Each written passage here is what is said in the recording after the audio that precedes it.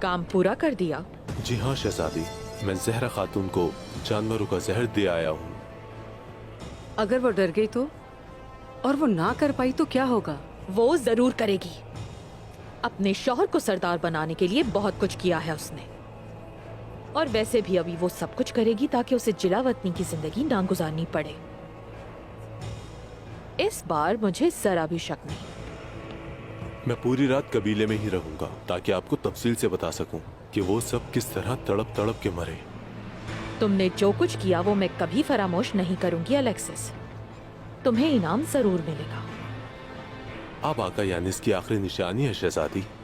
आपके दर्द में, आपके इंतकाम में हम आपके साथ हैं।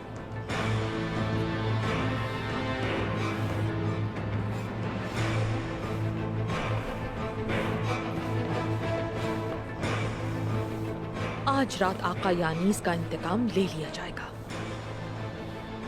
काई कबीला कब्रिस्तान की तरह सुनसान हो जाएगा।